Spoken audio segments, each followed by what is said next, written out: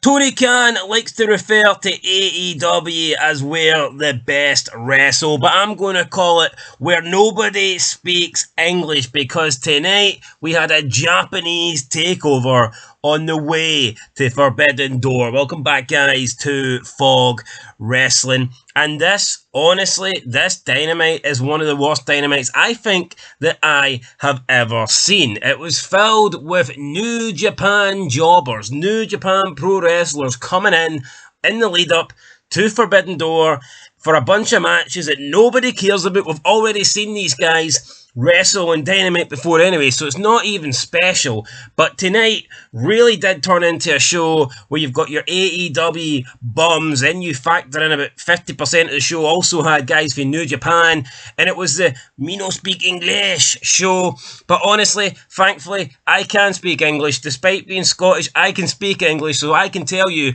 that this show was utter shite. Yes, unwatchable from the get-go. I don't know why people care about all these New Japan pro wrestlers, guys that literally just turn up once every 3 months or once every 6 months just to have a one-off match. They don't cut promos, there is no storylines, there is no character. Their gimmick is they're Japanese and they can throw chops. Oh, me hit you, strong sa. I mean, where's the entertainment in that? They all do the same thing. You could just bring one guy over, and you could have one Japanese guy first, the guy from AEW, and that would be it. But instead, we have like this Japanese invasion. I just don't get it. Japanese wrestling's never drawn. Who's came over from Japan and actually changed the numbers? Who's changed the game? Nobody. Yet Tony Khan thought it was a good idea to bring over half of New Japan tonight. I mean, I don't get it. And it's guys that we've already seen before.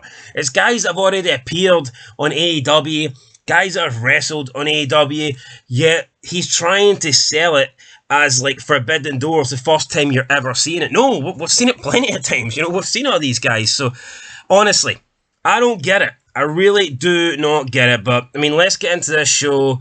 We're in Buffalo tonight. We kick off with Garcia. MJF comes out first, but before he can say anything, Daniel Garcia comes out. It's his hometown, I guess, so I mean, I guess this is sympathy folk, kind of similar to how the Scots got on Clash at the Castle. Here comes Daniel Garcia. I mean, this guy sucks. Despite being able to speak English, he cuts worse promos than any guy I've ever seen for Japan. This guy would be better if he just, like, shut his mouth. Or, like Saw? You seen the movie Saw? When, like, you get the saw traps and sometimes he, like, stitches your lips together so you can't actually speak. I reckon that would make Daniel Garcia better. If someone just stitched his lips so we never have to hear him talk again, that would be good. He came out and he said to MJF, "Thanks for saving me next week."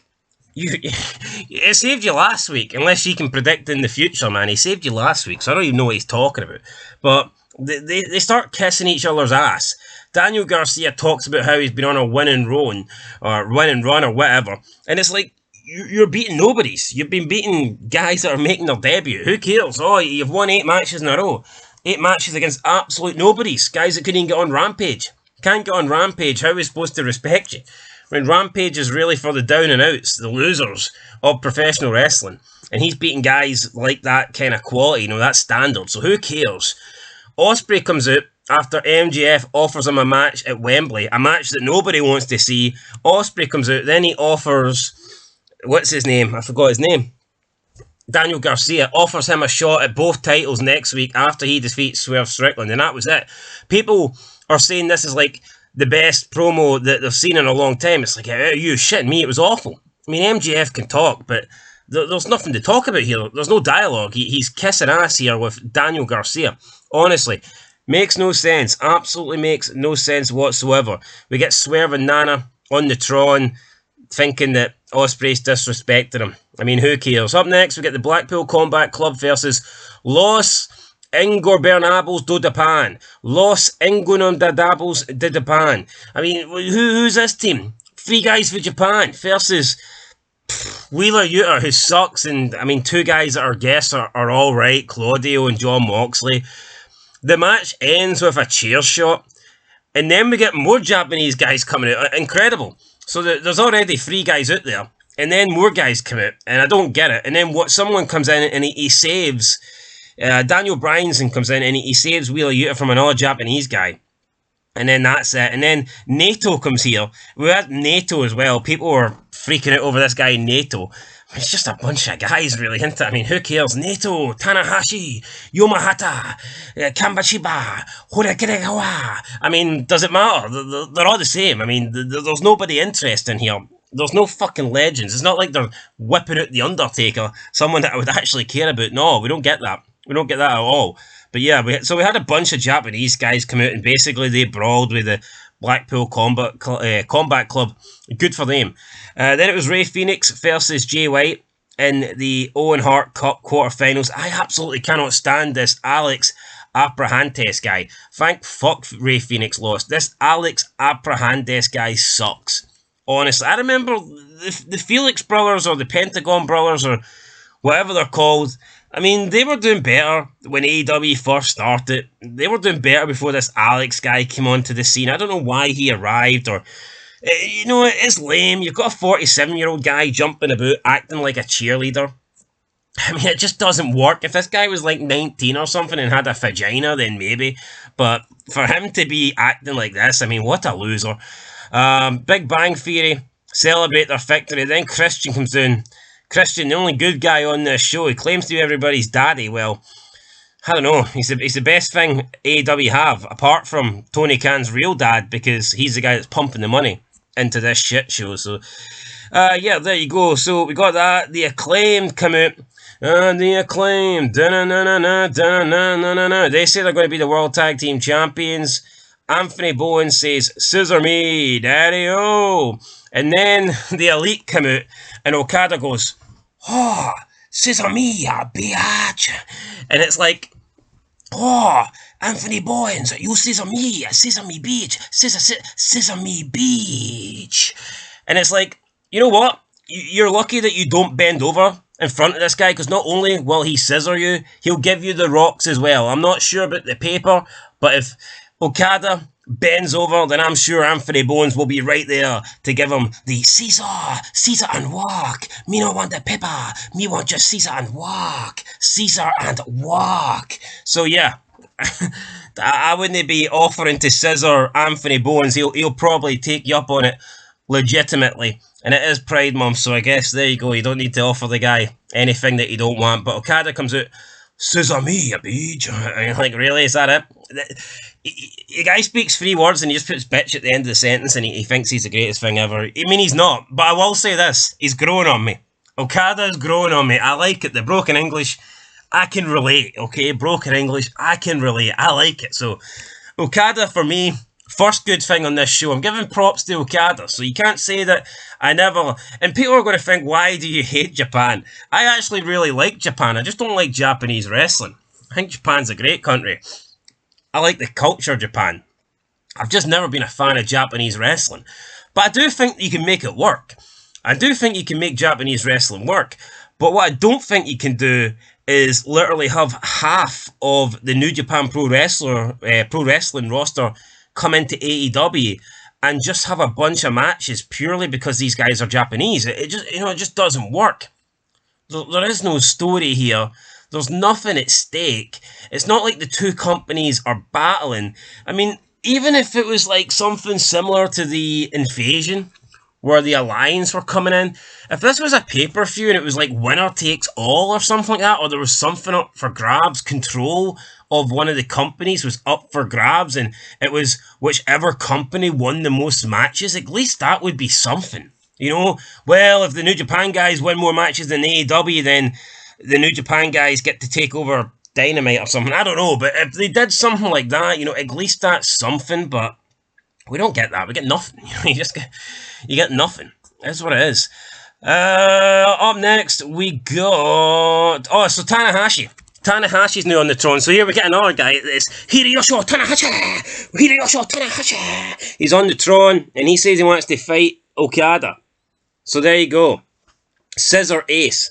This guy calls himself Scissor Ace. I don't really know why he's a Scissor Ace, but apparently he is, so good for him. We then get Renee backstage.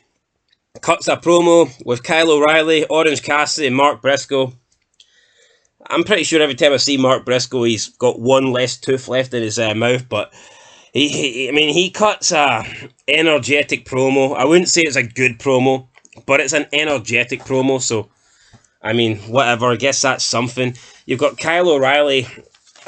It's like, when Mark Briscoe acts like a retard, you can almost accept it, but when Kyle O'Reilly's doing it, I mean, it just looks dumb. You know, when Mark Briscoe's cutting these promos, you can sort of buy it. You're like, oh, well, this guy's for the trailer park, you know, you can understand that a little bit more, but when Kyle O'Reilly's doing it, it just comes across as goofy and fake and put on, and then you've got Orange Cassidy just standing there, hands in the pockets. Garbage.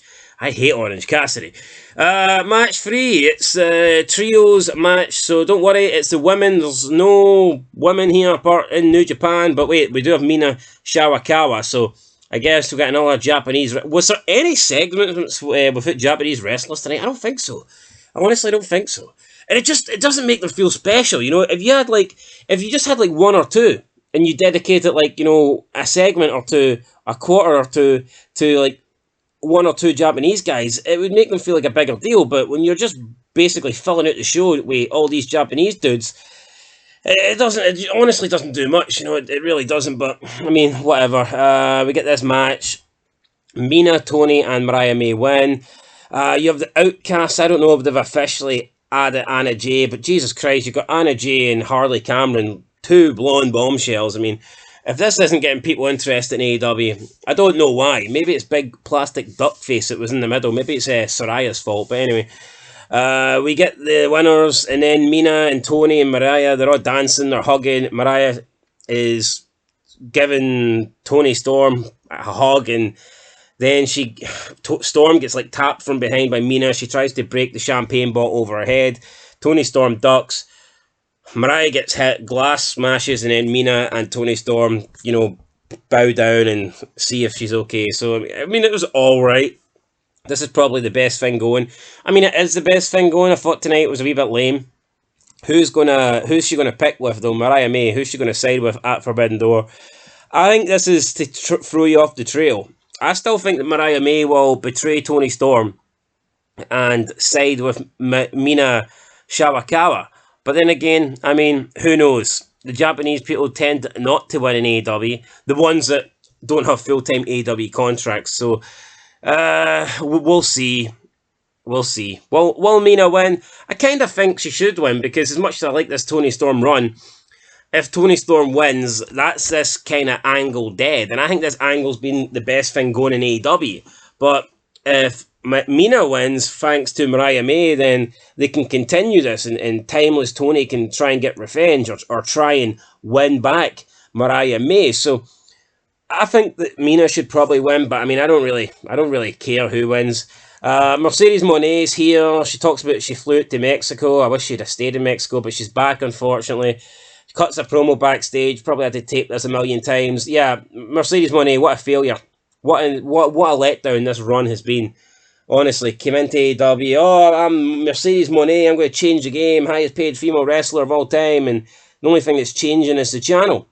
People have just lost interest in Mercedes Moné, and she's just not the big deal that she thought she was, so that's that.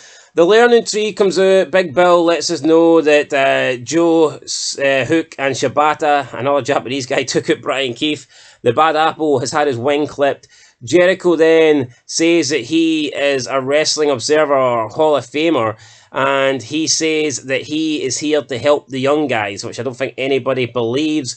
And then he says there's a guy that's going to team up with the Learning Tree at Forbidden Door to take care of Joe, Hook, and Shibata, and it is Minoru Suzuki. So we got another Japanese guy coming into Aew Dynamite, and then Suzuki is on the Titantron, but he can't speak English, of course, so we get subtitles. It's subtitles here. What a lazy promo. It's just like English subtitles, but the guy's speaking Japanese. Learning Tree! The Learning Tree! Me not know what the Learning Tree is. I don't want to team up with Jericho. I want to face Jericho one-on-one. One-on-one. Me versus the Learning Tree. So that's what we got. That is what we got, guys. There you go. I've cut a better promo than this guy here. But it was kind of funny because the subtitles read, who is this guy again? Who is it? Let me see here. Who we got? Suzuki. So Suzuki's on the Titantron, and the subtitles read, "Me not know what learning tree is," and it's like what's going on here? It's like kind of comically bad, so you kind of have to laugh at it. Like, but I give this another point. I actually enjoyed this. I don't know, people that can't speak English. I get a rib out of that. I don't know. I find that a little bit entertaining. Sometimes it can flop, but sometimes it's no bad. It's like when Great Khali used to cut promos, you can't help but laugh, I mean, that guy could have cut the greatest promo of all time, and we would not have had a single clue what he was saying, I mean, that guy could have been revealing McMahon's secrets. Honestly, the Great Khali could have come out, and I'm not going to do a Punjabi accent because I can't do it justice. But I mean, the Great Khali could have been coming out every week and letting us know that McMahon shit some people, and we just didn't know because we couldn't understand a damn word that he was saying. So who knows?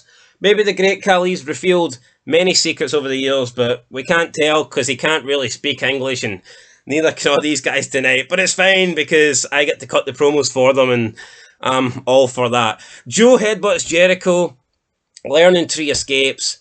So there you go. And yeah, so also Shibata then, I mean, this is a piss take. So Shibata is got the phone, and he has went onto like Siri or Google Translate or whatever, and he types in Japanese on his phone what he thinks of Jericho, and it says, "Oh brother, this guy sucks."